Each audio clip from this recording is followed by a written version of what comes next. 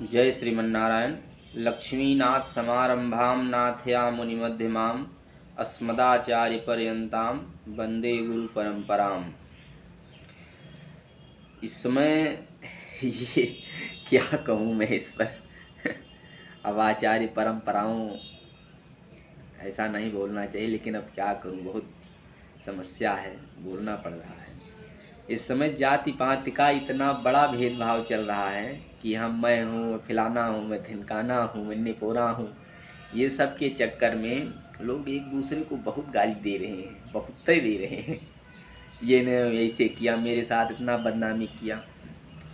इस दुनिया में अगर कुछ इम्पोर्टेंट है तो कर्म। भगवान के वाक्य हैं, कर्मण्येवाधिकारास्ते माँ फलेषु कदाचन, माँ कर्म फल हेतु भूर्वा षड्गोष्व कर्मणि योगस्त्वा कुरु कर्माणि षडं त्वाक्यतां धनंजया सिद्धि असिद्धियों शमे भूत्वा शमत्व योग उच्यते। कर्म प्रधान विश्व करि राखा जो जस करहि सो तस फल चाखा। कर से कर्म करो विधि नाना मन राखो जहाँ कृपा निधाना। ये समस्त शास्त्र के जो वचन हैं एक ही बात कहते हैं कि कर्म का क्या इम्पोर्टेंट है। कर्म, अगर कोई ब्राह्मण है, कोई क्षत्रिय है, कोई वैश्य है, कोई शूद्र है, प्राणी का पहचान उनके कर्मों से है, ना कि उनके जन्म और सिद्धियों से। जब आपके कर्म ऊंचे रहेंगे तो आपको कुछ बताने की ज़रूरत नहीं। देखो बड़े बड़े राजनेता बैठे रहते हैं, उनको सभी लोग नमस्कार करते हैं, प्रणाम करते हैं। क्यों करते हैं? क्योंकि उनका कर्म इतना ऊंचा है कि उनको करना ही करना है, वो दूसरा उपाय है ही नहीं है।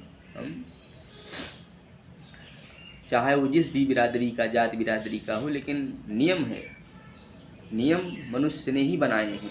भगवान का जब प्रादुर्भाव हुआ, भगवान ने जब प्रादुर्भाव ब्रह्मा का किया, नमः कमलनाभाय नमः, भगवान ने जब नाभि कमल से ब्रह्मा प्रकट तो आदेश दिया कि जब कोई भी जीव धरती पर जाए तो उससे पहले खाने पीने और रहने की व्यवस्था तुम पहले कर दो, तब किसी को भेजो।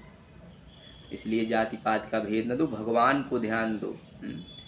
ये राजनेता लोग हैं, ये भी गृह युद्ध भी करवाएंगे, एक बार देख लेना, आपस में लड़वा देंगे और तुम परेशान रहोगे। इनके पास तो करोड़ों अरबों की प्रॉपर्टी है, तुम्हारे पास क्या है? कुछ नहीं ना, पतन हो जाएगा। इसलिए ध्यान रहे, भगवान का ध्यान करो। जय श्रीमन्नारायण।